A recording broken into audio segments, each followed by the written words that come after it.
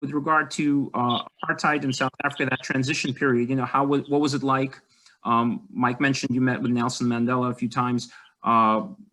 Just give us your take on that.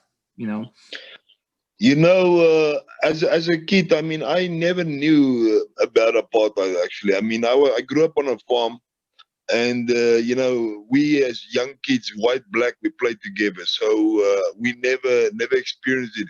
It was only my first experience of apartheid was I had a good black friend that is a golfer. He invited me to play golf with him.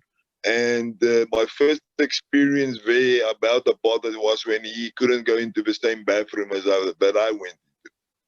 So that was but before that, we never experienced anything about apartheid. I think reality is there's more apartheid probably somewhere else than in South Africa. You're speaking now or at this point? Still at this point.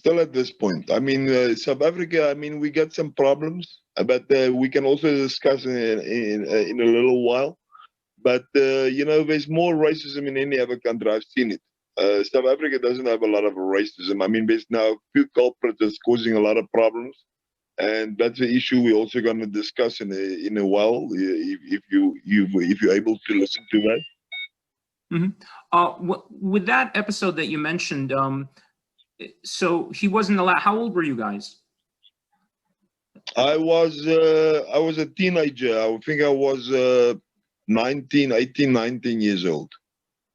Did you discuss it with your friend? I mean, did you just sort of like let it, just go, okay, and then think about it later, or what was with that? No, I was upset. I was very upset, and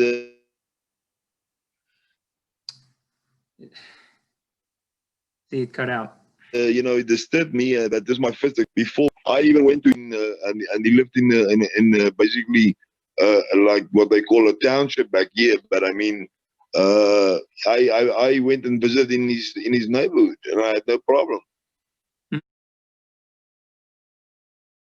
The security company that I'm involved in, I'm the ambassador for women. By in Africa, most security, we do most security in Africa. So what I'm currently doing with PRSS is I'm seeking, there's a government here in South Africa, but don't pay very well. I mean, it's very hard to get money out of a government. So we as a PRSS security, we are willing and able to actually assist regarding, because we do all. If you've seen on my business card, we do a lot of services. Now, guarding is one of our services. And we will offer our services to these farmers. We will go and protect the farmers and patrol their properties. But the government don't pay. So we need somebody that, a fund or something that is there for the farmers of South Africa. Because if this is going to continue like this, what is happening currently is that soon South Africa will have to import foods. We taking away our bread baskets here. Your backgrounds. I wanted to ask you with regard to racism in boxing. It existed in Jack Johnson's era with Jeffries and so on. Does it still exist today? Is it something that people try to use to sell fights, for instance, or is it like something that hasn't existed in boxing for a while? I mean, I wanted to take both your opinions on that.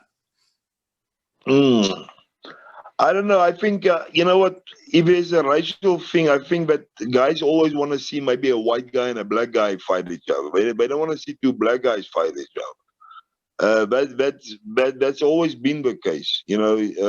But it's like salt and pepper. White and black go together.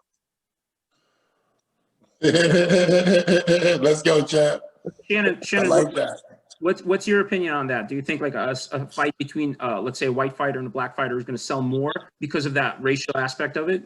Or yeah, of course. But unfortunately, yes, because truth of the matter is we all human beings. So if an alien race came down here right now, what would happen? And they was trying to kill all white, black, yellow. What we'd have to do? We'd have to fight together as a human species, right? So that's what we are. We human species. We just lighter and darker because of what? Climate.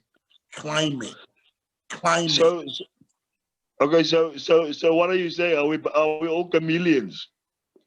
No, we all brothers and sisters. We all related, human species.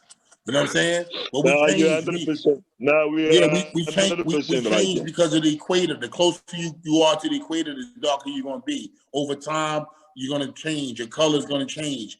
But it's neither here nor there. The most important thing is that we all happy to have a Thanksgiving. We all alive. I can't believe it. Years later, I'm talking to Mike Marley, the White Buffalo, and my boy. Cozy, you're gonna be the biggest.